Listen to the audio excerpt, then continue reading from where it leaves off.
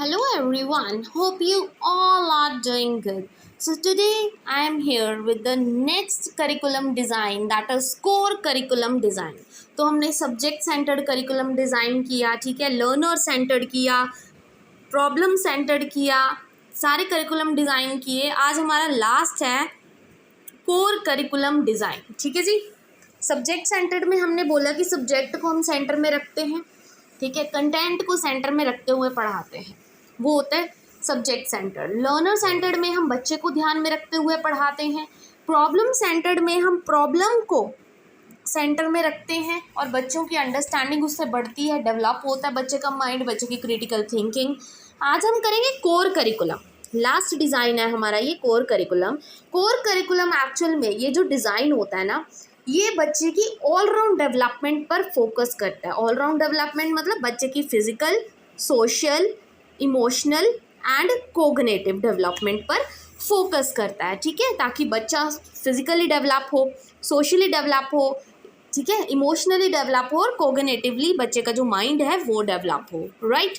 तो core curriculum design इस according बनाया जाता है ताकि बच्चे की क्या हो, ऑलराउंड डेवलपमेंट हो। I hope this is clear.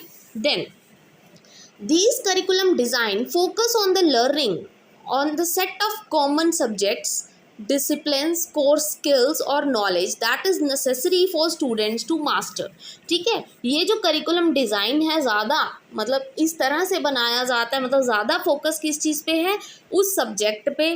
Common skills जो है बच्चा सीखेगा और बच्चा उस नॉलेज पे मास्टरी करेगा, राइट। इन चीज़ों को ध्यान में रखा जाता है। Course is considered basic and essential for future class work और graduation.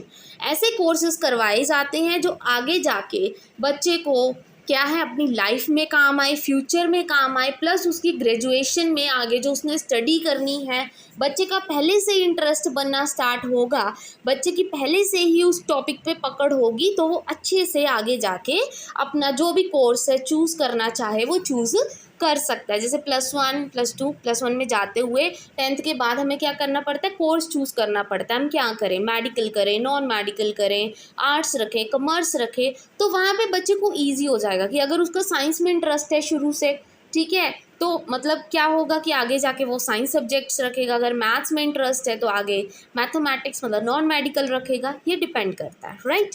Common learning consist of, common learning कौन सी होती है, सोशल साइंस, ज्योग्राफी, बायोलॉजी और बाकी सारे सब्जेक्ट्स, ये कॉमन लर्निंग होती है, ठीक है, कॉमनली जो हम स्कूल्स में पढ़ते ही हैं। प्लस उसके साथ साथ हमने बच्चे क्या बोला कि बच्चे की ऑलराउंड डेवलपमेंट होनी चाहिए, मतलब कॉमन सब्जेक्ट्स तो हम पढ़ेंगे ही पढ़ेंगे, प्लस बच्चे की स्किल्स भी डेवलप होनी चाहिए। तो उसके लिए कुछ ऑप्शनल सब्जेक्ट्स रखे जाते हैं स्कूल में, जैसे फिजिकल एजुकेशन होती है, ठीक है, फिर बाकी और फाइन आर्ट्स हो गया, होम इकोनॉमिक्स हो गया, म्यूज़िक हो गया, लैंग्वेज हो गया, ये सब चीज़ें भी इंक्लूड की जाती हैं ताकि पढ़ाई के साथ साथ बच्चे बाकी स्किल्स भी अच्छे से सीखें, उस पर मास्टरी करें और आगे जाके उसके फ्यूचर में काम आए और बच्चे की ऑलराउंड डेवलपमेंट हो, ठीक है। बच्चा सिर्फ मतलब सब्जेक्ट मैटर तक ही सीमित ना हो, उसको बाकी चीज़ें भी आनी चाहिए। Learning is not restricted to classroom, ठीक है, वही जो मैंने अभी बोला कि लर्निंग सिर्फ क्लासरूम तक नहीं होती, बाहर भी जाके बच्चा लर्न कर सकता है, अपनी सोसाइटी से सीख सकता है, फिजिकली, सोशली, मेंटली, इमोशनली बच्चा क्या है, सीख सकता है, बच्चे की डेवलपमेंट हो सकती है, ठीक है। Offers a study of many type of original materials. It encourages the use of problem solving technique to face and solve the problems. मतलब इसमें ये जो करिकुलम है ऑलराउंड डेवलपमेंट की बात करता है बच्चे की, ठीक है, बच्चे की सारी डेवलपमेंट होनी चाहिए हर मतलब पार्ट में, फिजिकली, सोशली, मेंटली, इमोशनली, ठीक है। तो यहाँ पे ज़्यादा इंकरेजमेंट किसको दी जाती है, प्रॉब्लम सॉल्विंग टेक्निक को। मतलब ऐसी टेक्निक्स टीचर यूज़ करता है, जो एक प्रॉब्लम है टीचर पोज करता है और बच्चे क्या करते हैं, उसका सल्यूशन ढूंढते हैं जो रियल लाइफ से रिलेटेड हो। तो वहाँ पे बच्चे के लिए ये करिकुलम डिज़ाइन बहुत ज़्यादा हेल्पफुल हो जाता है, राइट। एक तरह से अगर देखा जाए ना, कोर करिकुलम डिज़ाइन बाकी सारे डिज़ाइंस को एक तरह से क्या कहते हैं, मिक्स करके बनाया जाता है। वैसे तो हम इंटीग्रेटेड बोलते हैं उसको, ठीक है, integrated curriculum design, but core curriculum में भी वही चीज़ें होती है कि सब्जेक्ट मैटर प्लस बच्चे को ध्यान में रखना, ठीक है, बाकी उसकी फिजिकल डेवलपमेंट करना, राइट।